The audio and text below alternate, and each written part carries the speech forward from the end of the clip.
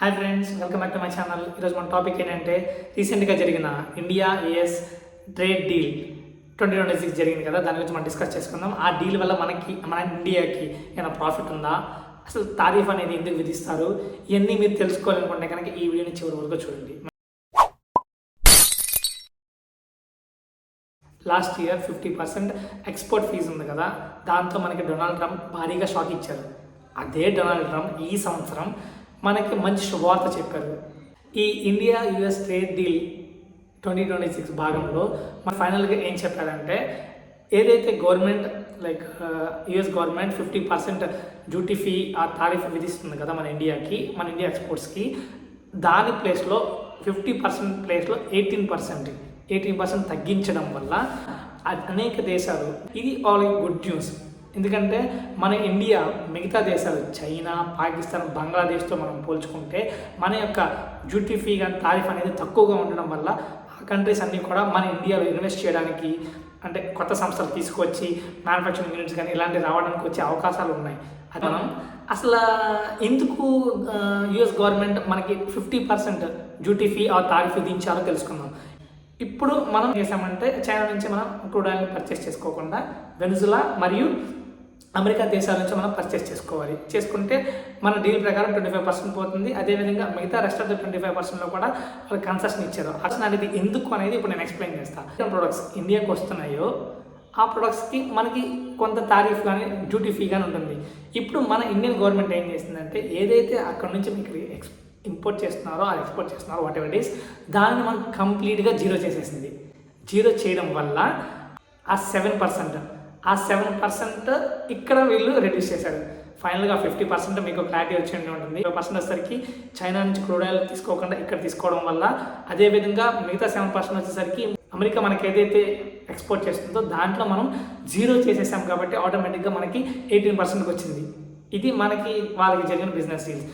ముందుగా మనం తారీఫ్ అంటే ఏంటో తెలుసుకుందాం. తారీఫ్ అనేది విదేశీ వస్తువులపై మన గవర్నమెంట్ విధించే పన్ను, అంటే ట్యాక్స్ ఆర్ డ్యూటీ ఫీ. ఇది ఎందుకు అంటే, విదేశీ వస్తువులు ఏదైతే మనం ఇక్కడ యూజ్ చేస్తున్నామో దాన్ని తగ్గించడానికి కోసం ఈ తారీఫ్ అనేది మనం ఉపయోగిస్తారు. ఎందుకంటే విదేశీ వస్తువులకి మనం తారీఫ్ వేయడం వల్ల ఏమవుతుందంటే దాని కాస్ట్ అనేది పెరిగినప్పుడు మనం ఏం చేస్తామంటే స్వదేశీ, అంటే మన దేశంలో ఏదైతే చేసుకున్నామో దాన్ని యూటిలైజ్ చేయడానికి ఎక్కువ ఇంట్రెస్ట్ చూపించాలి అనే ఉద్దేశంతో మాత్రమే గవర్నమెంట్ తీసుకునే డెసిషన్ ఇది.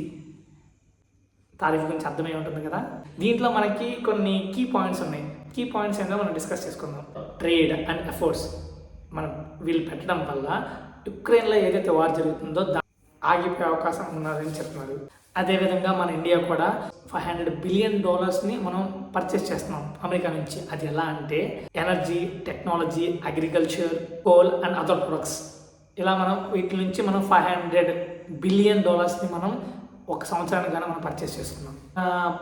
అమెరికన్ ప్రెసిడెంట్ ట్రంప్ ఏం చెప్తున్నారంటే, ఇదే విధంగా మన ఇండియాకి అమెరికాకి ఉన్నటువంటి రిలేషన్షిప్ స్ట్రాంగ్గా ఉండాలి, అదేవిధంగా ఫ్యూచర్లో ఇంకా ఇది పెరుగుతూ ఉండాలి, అంటే గ్రో అవుతూ ఉండాలి ఇండియాకి అమెరికాకి ఉన్నటువంటి రిలేషన్ అనేది అని చెప్తూ ఉన్నారు. ఎక్కువ తక్కువ రెండు డిస్కస్ చేసుకుందాం. బ్రెజిల్ ఏదైతే ఉందో దేశం, ఆ దేశానికి గాను అమెరికా విధించే తారీఫ్ అనేది ఎంత అంటే 50%. వియత్నాంపై 20% ఉంటుంది. బంగ్లాదేశ్ పై 20% ఉంటుంది. పాకిస్తాన్పై 19%, మన భారత్ 18%. ఇప్పుడు మనం మనకంటే తక్కువగా డిస్కస్ చేసుకుందాం. బ్రిటన్ 10% మాత్రమే. Europe, Japan and south Korea కేవలం 15% మాత్రమే. దేశాలు మనకంటే ఎక్కువగా ఉన్నాయి, కొన్ని దేశాలు మనకంటే తక్కువగా ఉన్నాయి. కానీ ఇన్వెస్టర్స్ ఇండియా మీద ఎక్కువ ఇన్వెస్ట్ చేయడానికి ఇష్టపడతారు. దానివల్ల ఈ తారీఫ్ 50% నుంచి 18% సడన్గా డిక్రీజ్ అవ్వడం వల్ల మనకి ఎక్కువగా అంటే సంస్థలు వచ్చి ఇక్కడ పెట్టే అవకాశాలు కూడా చాలా ఉన్నాయి. దీనివల్ల మనకి బిజినెస్ అనేది పెరుగుతూ ఉంటుంది. అమెరికన్ అధ్యక్షుడు డొనాల్డ్ ట్రంప్ మన ప్రధాని మోడీ గారి గురించి సంభాషించారు. నా ఫ్రెండ్తో మాట్లాడడం నాకు చాలా గర్వంగా ఉంది. ఆయన కోరిక మేరకే డ్యూటీ ఫీ కానీ తారీఫ్ తగ్గించారు కదా, అంటే 50 to 18%. ఇది నా స్నేహితుడి కోసం నేను ఇది తగ్గించాను అని సోషల్ మీడియాలో, మన ట్విట్టర్ వేదికగా దీన్ని ప్రశంసించారు. అదేవిధంగా మన ప్రధాని మోడీ గారు కూడా అమెరికా అధ్యక్షుడికి ఒక ట్వీట్ వేశారు. అది కూడా మీరు చూడండి. 140 కోట్ల జనాభా తరపున నేను మీకు కృతజ్ఞతలు తెలియజేస్తున్నాను అని చెప్పేసి ప్రధానమంత్రి నరేంద్ర మోడీ గారు అమెరికా ప్రెసిడెంట్ను ఉద్దేశిస్తూ ఒక ట్వీట్ వేశారు నేను ట్విట్టర్లో.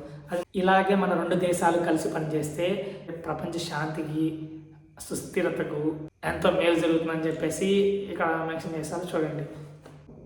Thank you. Signing off Kranthi city.